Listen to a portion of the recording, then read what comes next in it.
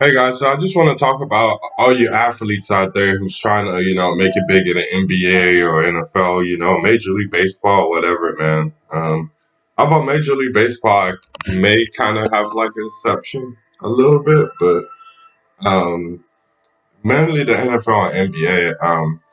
I remember when I was young, I always wanted to play in the NFL and NBA. And I remember when I was used to watching.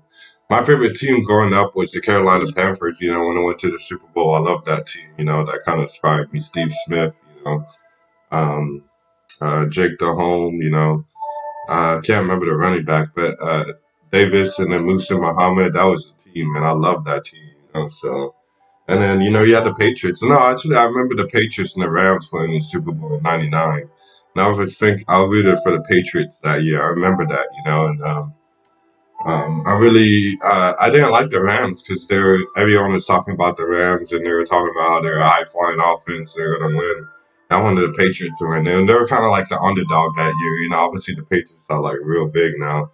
It's so crazy how it started like that. I remember, bro. It's like I rooted for the Patriots, and after that, I hated the Patriots ever since. I never loved them ever since they beat um the St. Louis Rams. That was the first year that I loved it. That I was like, yeah, I want the Patriots to win. Yeah, they're gonna win, and they won. And then they just kept winning after that. It was crazy. And then they played Carolina. I was like, dude, I want Carolina to win. And they beat us, and I was so pissed. And I hated the Patriots ever since. And now, like, I'm different about the Patriots. Like I like them, but then I don't like them too. So I mean, they're okay to me. Like I just got 2K on. Yeah, man. My life is pretty good, man. I love it. But anyways, let me keep going. Yeah, so I was always infatuated with sports, man, and I grew up in the ghetto, Pompano Beach, Florida. It's pretty ghetto. Majority blacks, Mexicans, majority minorities where I was at. There's some white people too, but yeah, we're all into sports. That's what we did. Sports, thugging. I never did like all that like thugging or drama stuff. I just kind of stayed to me. Just try to do sports. Really, honestly, really, that was the only escape from there because academically, I was a pretty smart child. Definitely. I was born in Haiti, but definitely around in Haiti, I was really smart. I did my thing. Even like when I first got into the states in the U.S. when I was like 3 or 4 or 5, I knew I was a gifted child, but at the same time, like I felt like pressure to like kind of like subside that and pressure to like kind of like not let that out. You know what I'm saying? Because I was so fearful of how like people was gonna react. I didn't want to be perceived as a nerd because I felt like if I was perceived as a nerd, then I was gonna get like jumped or beat up or confronted or any of that stuff that was gonna cause attention to me.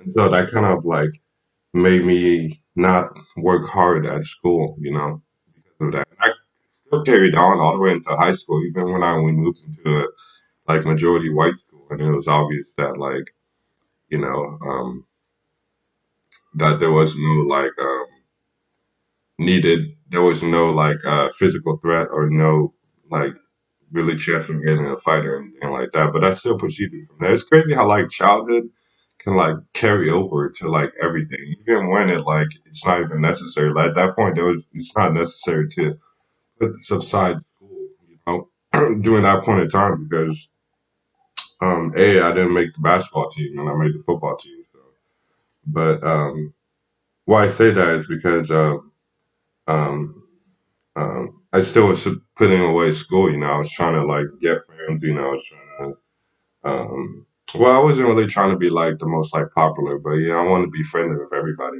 So I was just more at the time preoccupied. Like I want to be a sports star, I want to be an athlete, I want to make the NBA or NFL. I wanted to play. That was my dream. Because I loved it. When I was a kid. So I at first I thought I loved it because of the people, but I truly loved it. As a kid.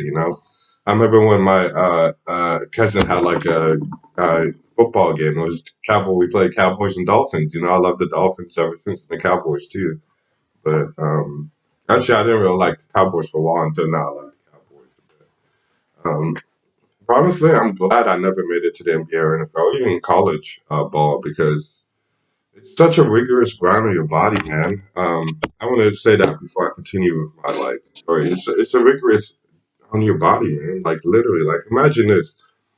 You play a game that you love and you do it for like 20 years and everybody adores you. Everyone knows you, you know, you're popular and all this stuff. After that, you leave the game. No one cares about you anymore.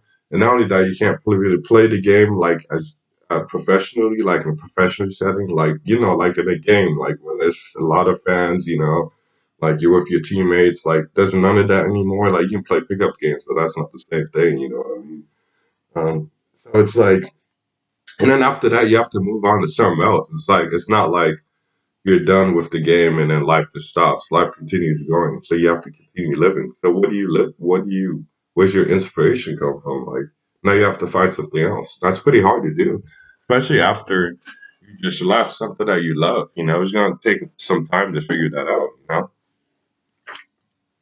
know, but I'm glad man, it's crazy, man. This world is crazy. I'm glad didn't become a sports star. I picked the universe with me, honestly, man, because it really allowed me not to do it. Because I would play by myself. I'd be like, oh shit, I'm pretty good, you know? And then I would go play with other people, but then I fear, and I feel like I don't want to make a mistake and all this stuff, and I feel like um, um,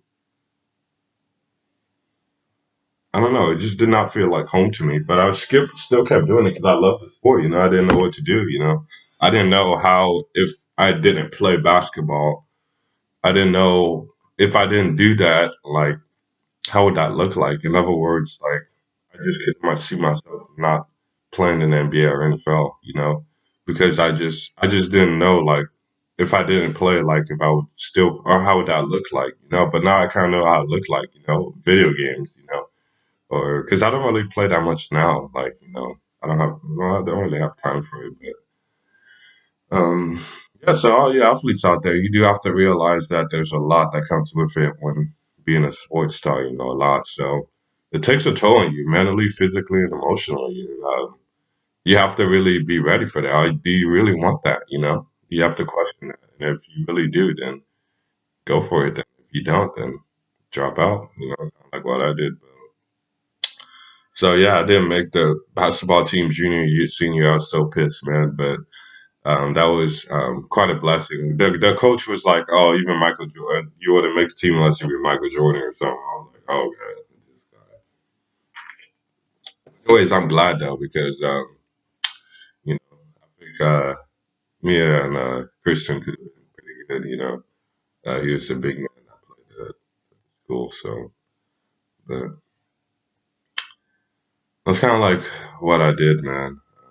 But yeah, if you feel that you want to go to the NBA or NFL, just realize there's a lot that goes into it. It's kind of like why I don't share because I was always pissed, you know, at the world, you know, with that coach, he was pissed at myself. I didn't do good in sports, but turned out to be a blessing. I get to smoke weed, drink, play video games, talk to women, like, you know, create things, you know, life is great, you know? And actually, it's not like I'm not missing out on anything. Before I felt like I was missing out, but now it's like I'm not really missing out, you know? Um,